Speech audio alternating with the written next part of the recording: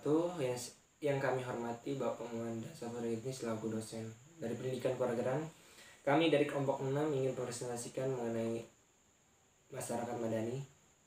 Sebelum itu kami akan memperkenalkan anggota dari kelompok 6. Yang pertama, saya sendiri bernama Muhammad Mahkota Prawira Darmawan NPM 191503172. Kemudian ada Muhammad Zakir Asik NPM 195503116. Kemudian yang ketiga ada Muhammad Ridho Zulfi NPM 19550310002. Kemudian yang keempat ada Muklas Alul Ma'ruf NPM 19150310021. Kemudian yang kelima ada Muhammad Utam Nazmi NPM 191503180.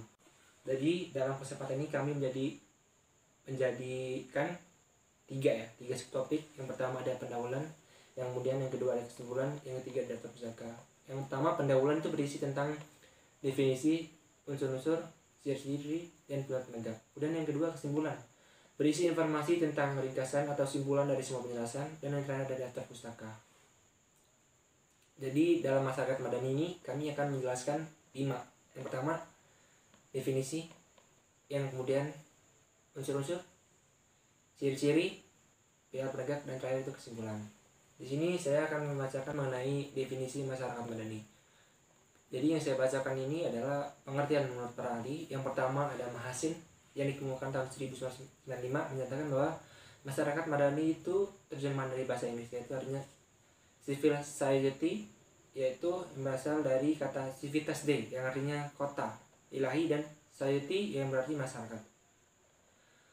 Dari kata civil akhirnya membentuk civilization yang berarti peradaban. Oleh sebab itu, kata civil society dapat diartikan sebagai komunitas masyarakat kota, yakni masyarakat yang telah berperadaban maju.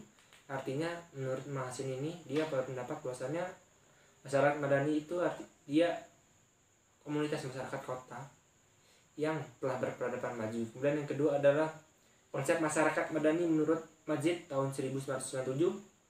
Kemudian kerap kali dipandang telah berjasa dalam menghadapi rancangan kekuasaan otoriter dan menentang pemerintah yang sewenang-wenang di Amerika Latin, Eropa Selatan, dan Eropa Timur.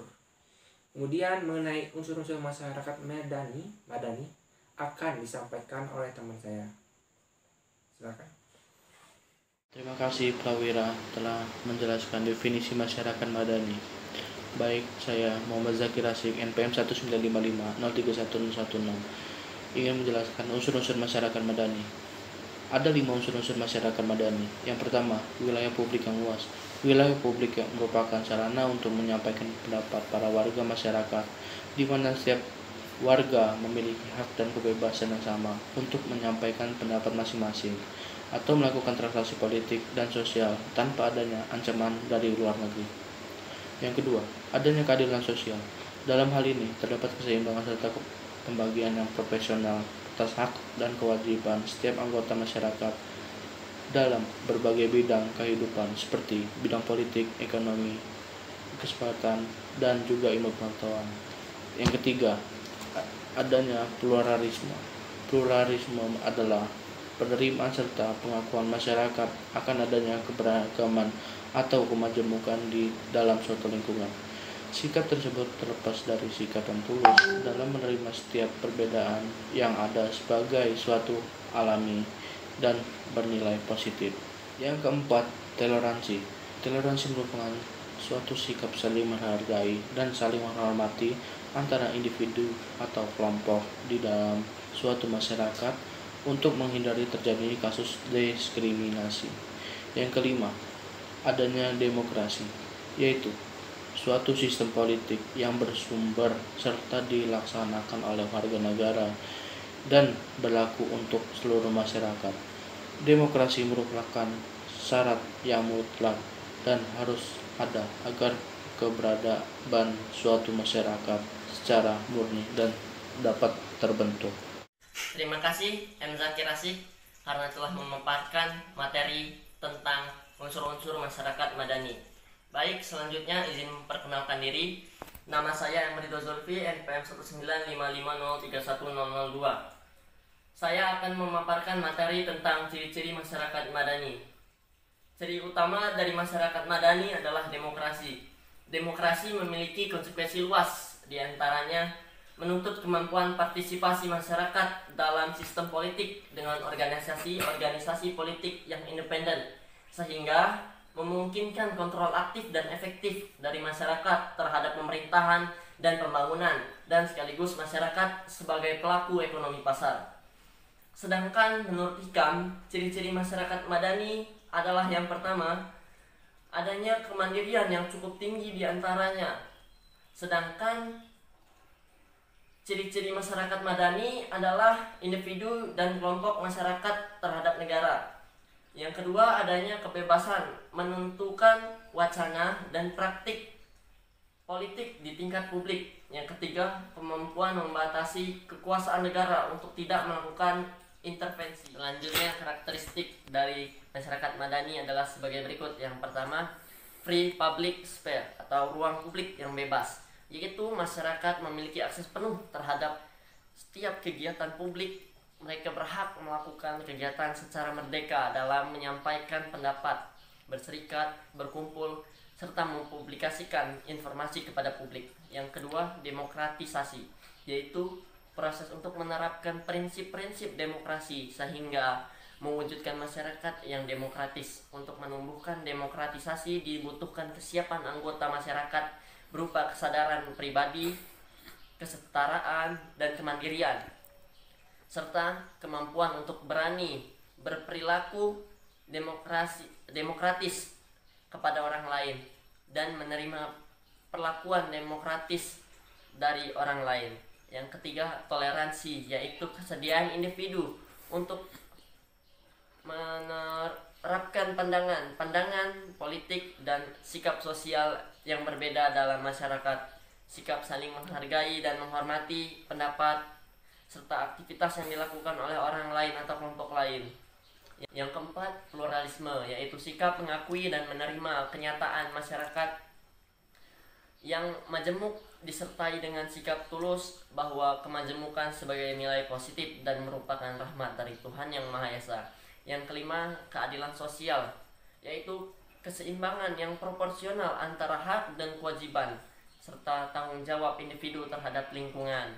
Yang keenam, partisipasi sosial, yaitu partisipasi masyarakat yang benar-benar bersih dari rekayasa, intimidasi, ataupun intervensi penguasa atau pihak lain, sehingga masyarakat memiliki kedewasaan dan kemandirian berpolitik yang bertanggung jawab. Yang ketujuh, supremasi hukum, yaitu upaya untuk memberikan jaminan terciptanya keadilan yang harus diporsinya secara netral. Artinya setiap orang kedudukannya dan perilakunya hukumnya yang sama tanpa kecuali. Terima kasih kepada Saudara Julpi telah menjelaskan tentang ciri-ciri masyarakat madani. Selanjutnya adalah saya, Muklas Almaruf, NPM 191503171, akan menjelaskan tentang pilar penegak masyarakat madani. Pilar penegak masyarakat madani adalah suatu institusi-institusi yang menjadi bagian dalam kontrol sosial aspirasi masyarakat, serta sebagai kritik yang bersifat membangun kepada kebijakan-kebijakan pemerintah. Adapun beberapa pilar penegak masyarakat madani. Yang pertama adalah pers, yang kedua adalah partai politik, yang ketiga adalah perguruan tinggi, yang keempat adalah lembaga swadaya masyarakat, dan yang terakhir adalah supremasi hukum. Saya akan menjelaskan tentunya kelima-limanya. Yang pertama adalah pers. Pers adalah suatu institusi independen yang berfungsi sebagai kontrol sosial, di mana ia dapat menganalisis, mengkritik, serta mempublikasikan kebijakan pemerintah. Dan yang kedua adalah partai politik. Partai politik ini adalah salah satu syarat terwujudnya pilar penegak masyarakat madani. Partai politik adalah suatu tempat di mana aspirasi masyarakat terhadap pandangan politiknya. Dan yang ketiga adalah perguruan tinggi. Perguruan tinggi yaitu menjadi bagian kekuatan yang fungsinya sebagai penggerak jalur moral kepada aspirasi masyarakat terhadap kebijakan pemerintah. Dan yang keempat adalah lembaga swadaya masyarakat. Lembaga swadaya masyarakat ini adalah suatu institusi yang bersifat membantu serta memperjuangkan aspirasi terhadap suatu masyarakat yang tertindas. Dan yang kelima, yang terakhir tentu saja supermasi hukum. Supermasi hukum adalah suatu jaminan atau pelindungan kepada masyarakat terhadap setiap warga negara. Setiap warga negara harus tunduk kepada supermasi hukum. Dan selanjutnya akan disampaikan kepada teman saya. Waktu dan tempat dipersilahkan.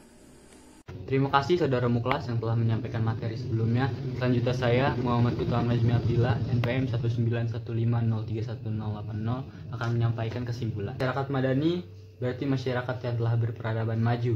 Masyarakat madani telah berjasa dalam melawan rancangan kekuasaan yang otoriter dan menentang kekuasaan yang sewenang-wenang. Betapa indahnya Indonesia jika bermasyarakat madani yang hidup dalam harmoni dan penuh akan toleransi. Masyarakat madani menjadi lingkup sosial yang di luar pengaruh negara dan model yang tersusun dari lingkungan masyarakat yang terluar seperti keluarga, gerakan masyarakat, asosiasi, sukarela, dan sebagainya. Sekian dari kami kelompok 6. Kurang lebihnya mohon maaf. Wassalamualaikum warahmatullahi wabarakatuh.